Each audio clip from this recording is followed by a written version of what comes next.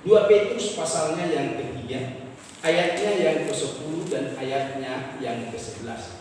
Tetapi hari Tuhan akan tiba seperti pencuri.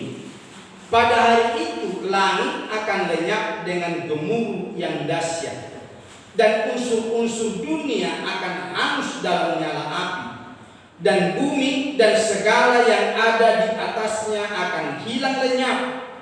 Jadi, jika segala sesuatu ini akan hancur secara demikian, betapa suci dan salehnya kamu harus hidup. Bapak Ibu, pada waktu ini anak-anak kita akan masuk dalam tahun ajaran yang baru.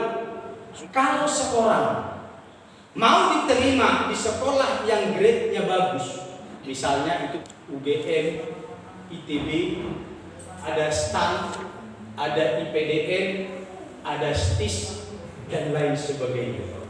Ini sekolah-sekolah bagus sudah. Kalau kita mau masuk ke sana, nilaimu harus baik. Tidak bisa biasa-biasa, tidak bisa datar-datar saja, tapi harus punya kelebihan. Ketika nilai kita datar-datar biasa-biasa, sudah pasti tidak diterima. Pastikan dirimu jangan pernah mendaftarkan ke sekolah yang grade-nya baik itu, karena tidak akan masuk kita di sana. Tapi sekolah itu akan menentukan nilai yang akan bisa diterima. Nilai 80 akan diterima di sekolah ini. Berarti di bawah 80 keterima orang? Tidak. Karena kita adalah orang yang merasa nilai 80 kita itu cukup, kita akan daftar. Rame-rame seluruh Indonesia anak-anak yang mau kuliah dan masuk ke sekolah yang baik, rame-rame daftarkan diri karena merasa nilainya cukup, lalu berbondong-bondonglah masuk ke sekolah itu dan mendaftarkan diri.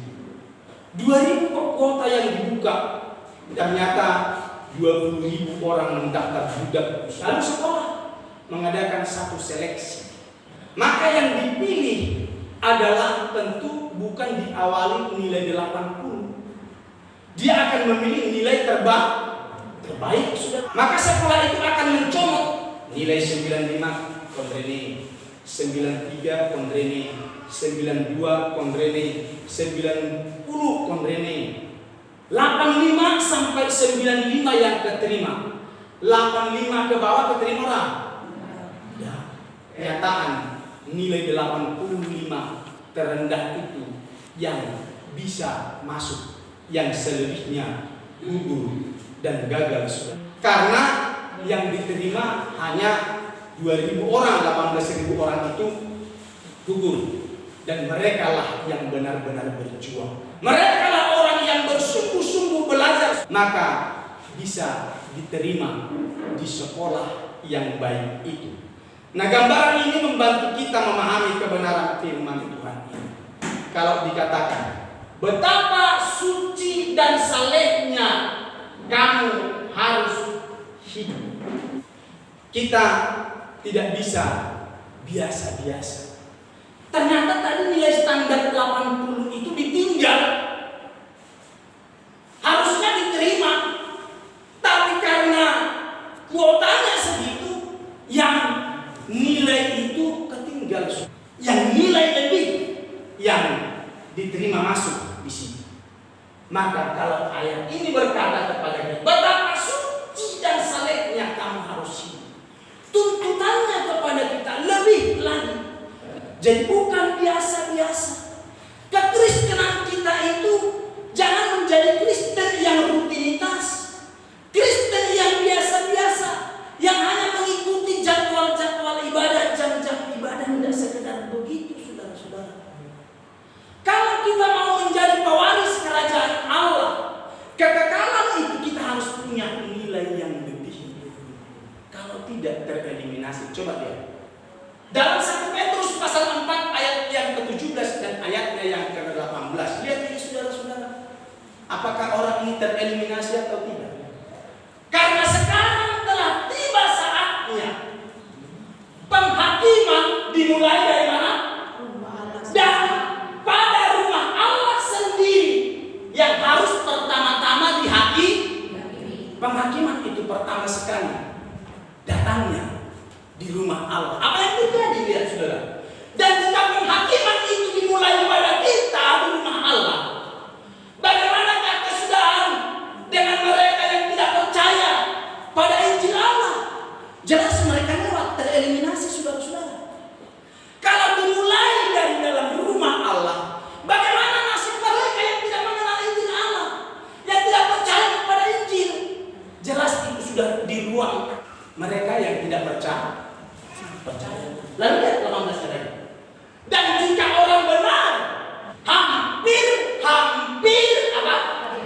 Tidak diselamatkan, apakah yang akan terjadi dengan orang fasik dan orang berdosa? Sudah pasti di luar mereka. Sedangkan orang-orang benar saja nyaris tak diselamatkan. Nyaris, tipis loh saudara. Tipis sekali kita untuk diselamatkan. Tapi oleh anugerah, kemurahan Tuhan, kita diselamatkan. Amin. Ini loh saudara yang kita harus bersyukur. Hampir-hampir saja kita tereliminasi nilai 80 itu. Kau tidak masuk di sana sebenarnya. Ya. Kita sudah ikut masuk itu loh saudara. Tapi nilai kita tidak mumpuni hanya 80. Kita harus punya nilai lebih. Standarmu jangan biasa-biasa. Standarmu harus naik terus, meningkat terus, saudara-saudara. Itu standar kita. Jangan puas dengan standar yang biasa, datar-datar saja. Jangan, saudara. Hidup Kristen kita itu harus terus makin naik,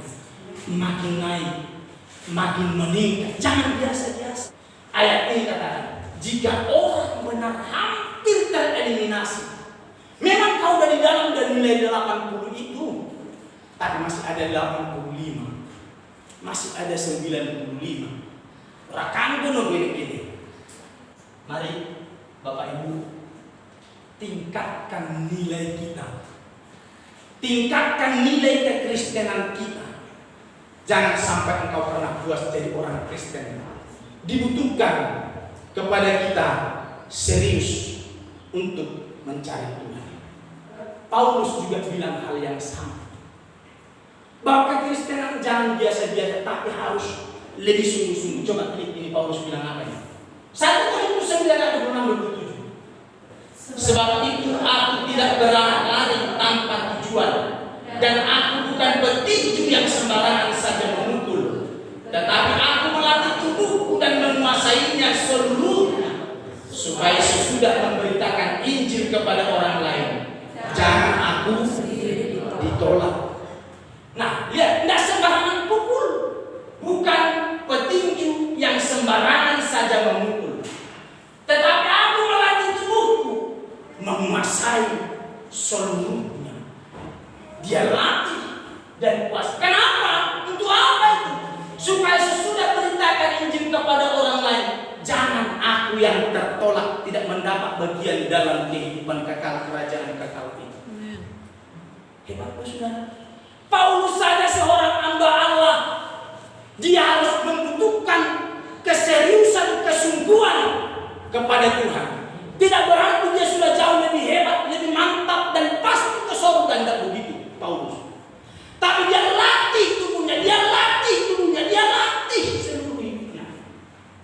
Aku melatih tubuhku, menguasainya seluruhnya, supaya mengungkapkan hatinya Tuhan. Kita harus latih tubuh kita. Kalau kita bilang ibadah itu berguna kini dan akan datang, tapi ibadah itu perlu dilatih. Latihan jasmani, latihan badani terbatas gunanya, tapi ibadah itu berguna. Ibadah itu perlu dilatih, saudara. Kalau Bapak Ibu belum bisa berhasil dalam ibadah kita di tempat ini, terus bisa ada 3 kali, 4 kali, bahkan setiap hari ada doa paginya. Latih terus. Mungkin kau udah pernah datang di Rabu di Jumat gagal, datang lagi saudara.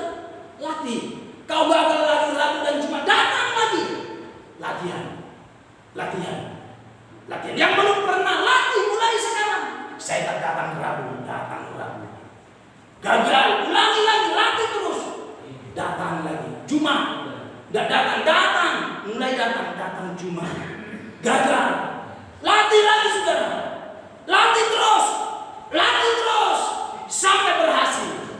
itu saudara. Jangan biarkan kau tidak pernah melatih dirimu untuk satu ibadah. Latihan badan terbatas, tapi ibadah itu berguna. Latihlah dirimu beribadah. Latihlah dirimu beribadah. Alkitab bilang begitu. Ya. Jadi perlu dilatih ibadah itu. 1 Timotius 4 ayat yang ke-7. Latihlah dirimu beribadah. Beribadah itu perlu dilatih, sudah. Latih terus sampai berhasil. Amin. Saudara, kenapa? Kalau kita mencari uang saja bisa serius untuk suatu hal yang fana, yang sementara. Saudara, untuk satu hal yang kekal, kita harus bisa lebih serius. Kita harus punya nilai lebih. Jangan anggap kita menjadi orang Kristen cukup. Bagaimana orang yang punya nilai lebih itu? 1. Tidak membuat satu alasan untuk undangan Tuhan. Seringkali kita punya alasan banyak macam-macam, tapi kalau membuat alasan untuk Tuhan gampang banget. Kenapa tidak datang ibadah? Alasan. Ini Lukas 14 ayat 15 sampai 20. Mendengar itu berkatalah seorang dari tamu-tamu itu kepada Yesus, berbahagialah orang yang akan dijaga dalam kerajaan Allah. Tetapi Yesus berkata kepadanya, adakah seorang mengadakan perjamuan besar dan ia mengundang banyak orang. Menjelang perjamuan itu dimulai, ia menyuruh hambanya mengatakan kepada para undangan, marilah, sebab segala sesuatu sudah siap. Tetapi mereka bersama-sama meminta maaf. Yang pertama berkata kepadanya, aku telah membeli ladang dan aku harus pergi melihatnya. Aku minta dimaafkan karena aku baru beli ladang, baru punya pekerjaan baru, kira-kira begitu, saudara. Yang lain berkata, aku telah membeli 5 pasang lembu kebiri dan aku harus pergi mencobanya. Aku minta dimaafkan. Apa tidak bisa besok? Masa tidak bisa tahan diri musik? Datang mau ibadah, saudara. Tapi ini margone kendaraannya anyar, tak cobain sih rumah anyar. Tuhan, cari dahulu kerajaan Allah dan kebenaran. Yang lain lagi berkata, aku baru kawin dan karena itu aku tidak dapat datang. Ya, alasan, saudara. Bagaimana orang yang mempunyai nilai lebih itu tidak membuat 1 juta satu alasan untuk undang itu. Jangan buat alasan itu. Saya kemarin beli barang di toko santri. Saya berangkat jam 11, di kurang 15 menit tutup lagi sholat. Saya udah pulang, saudara pulang. Saya pergi nih, nggak nyangka ternyata jam itu udah menjelang jam 3. Saya mampu di tetangganya, Pak, ini toko tadi pagi tutup, tertulis sholat. Hari ini juga tutup. So, buka apa yang tidak saya enggak Pak, memang begitu sholat. Belum namanya Pak toko santri. Mereka kan para santri, tapi belum jam 11 udah tutup. Berapa jam kerja? Hanya 1 jam. 1 jam 10 buka. Sebelum jam 11 tutup, berarti kurang dari 1 jam, 45 menit kira-kira. Ternyata tidak butuh duit, saudara. Kenapa kita tidak mau yang begitu? Saya pergi lagi, tutup lagi, saudara. Belum jam 3. Berarti 1 hari kurang lebih 4 jam tuh atau 3 jam tuh kerja. Ternyata mereka kalau dari cara lebih hebat mereka dari Kristen. Bapak Ibu, yuk mari kita lebih serius untuk bertuhan. Oke, yang kedua, bergerak cepat. Punya nilai yang lebih kita harus tingkatkan. Itu sudah harus bergerak cepat. Matius 4 18-20. Ini soal penjalan ikan yang dipanggil oleh Yesus. Dan ketika Yesus sedang berjalan menyusur danau Galilea, ia melihat 2 orang bersaudara, yaitu Simon yang disebut Petrus dan Andreas saudaranya. Mereka sedang bekerja menebarkan jalan di danau, sebab mereka penjaga ikan memang sedang bekerja. Tapi Yesus berteriak berseru kepada mereka. Yesus berkata, mari ikutlah aku, kamu akan menjadikan penjala manusia. Mereka pun apa? Segera meninggalkan jalannya, ikut dia, Yesus. Kita harus punya nilai lebih. Betapa suci dan salehnya kamu harus hidup. Kita harus punya Jangan main-main. Ayo lagi. Selalu dalam keadaan siap. Nah, pada waktu itu hal kerajaan sorga seumpama 10 gadis yang mengambil pelitanya dan pergi menyongsong mempelai laki-laki. 5 di antaranya bodoh dan 5 bijaksana. Gadis-gadis yang bodoh itu membawa pelitanya, tetapi tidak membawa minyak. Sedangkan gadis-gadis yang bijaksana itu membawa pelitanya dan juga minyak dalam buli-buli mereka. Tetapi karena mempelai itu lama tidak datang-datang juga, mengantuklah mereka semua, lalu tertidur. Waktu tengah malam terdengarlah suara orang berseru, "Mempelai datang, songsong dia." Gadis-gadis itu pun bangun semuanya lalu membereskan pelita mereka, selalu dalam keadaan siap. Itu orang penilai ini. Datangnya bukan jam 8 loh. Waktu tengah malam. Perhatikan. Mempelai datang, songsonglah dia.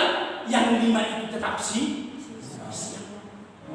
Orang yang punya nilai lebih itu tadi tidak membuat 1 juta satu alasan pada undangan Tuhan. Yang kedua, bergerak cepat. Yang ketiga, selalu dalam keadaan siap. Yang keempat, kita lihat ini, setia, saudara-saudara. Matius pasal 25, 14, 20, 21, kita langkah-langkahi. Sebab hal kerajaan sorga sama seperti seorang yang mau bepergian ke luar negeri, yang mengambil hamba-hambanya dan mempercayakan hartanya kepada mereka. Hamba yang menerima 5 talenta itu datang dan ia membawa laba 5 talenta. Katanya, "Tuhan, 5 talenta Tuhan percayakan kepadaku. Lihat, aku telah beroleh laba 5 talenta. Maka kata Tuhan itu, baik sekali perbuatanmu itu, hai hambaku yang baik dan setia. Engkau telah setia dalam perkara kecil, aku akan memberikan kepadamu tanggung jawab dalam perkara yang besar. Masuklah dan turutlah dalam kebahagiaan Tuhan." Tuhan itu bilang, masuklah dan turut dalam kebahagiaan Tuhanmu, karena dia setia. Diberi 5 itu dipertanggungjawabkan, dia setia. 2, pertanggungjawabkan, dia setia. Saudara-saudara, setia.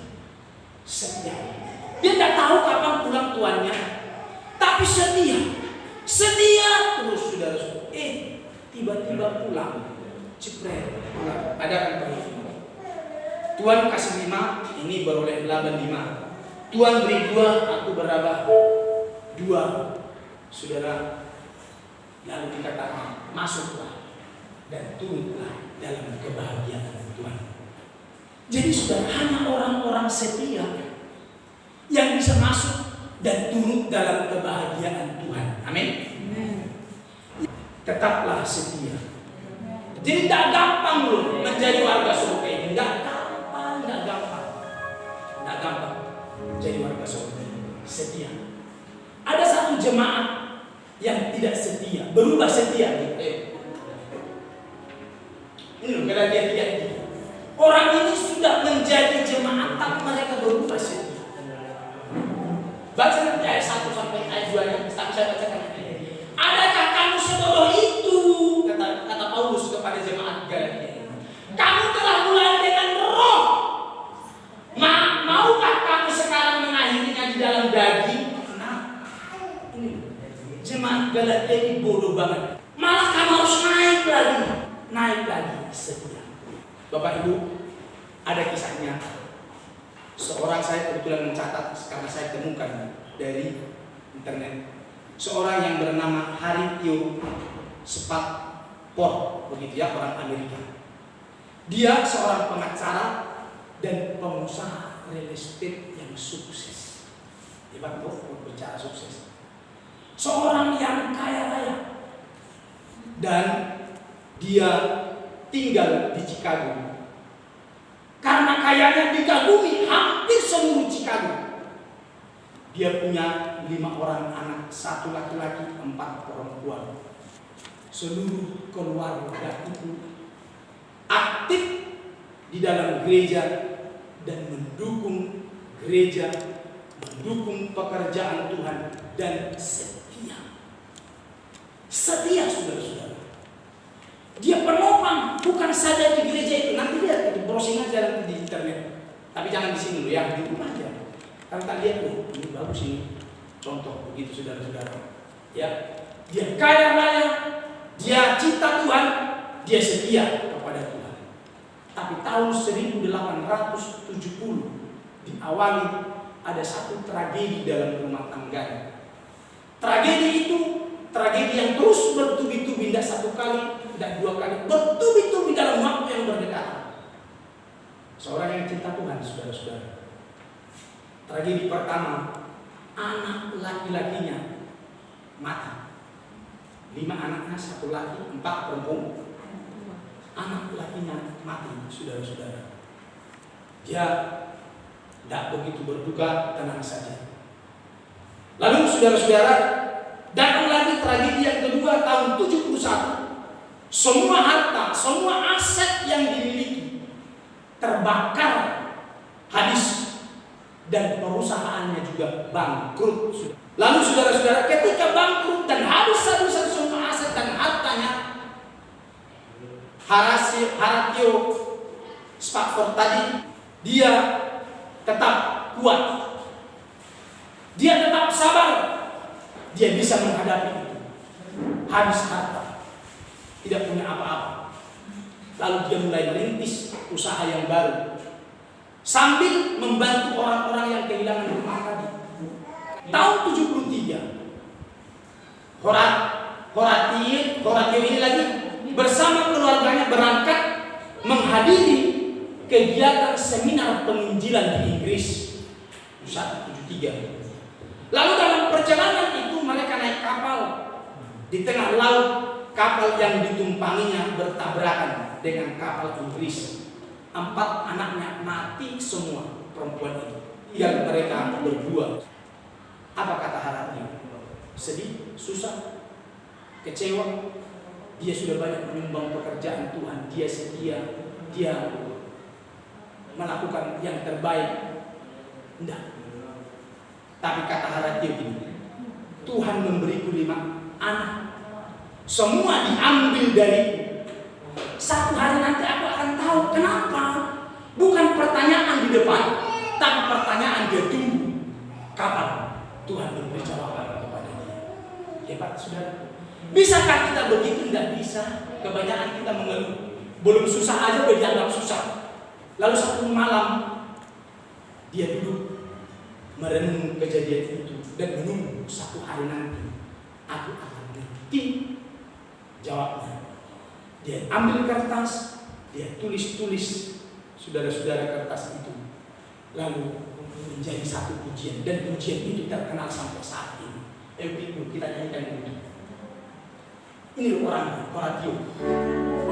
Ini lagu yang diciptakan di tengah-tengah perang ini. Ayat 2.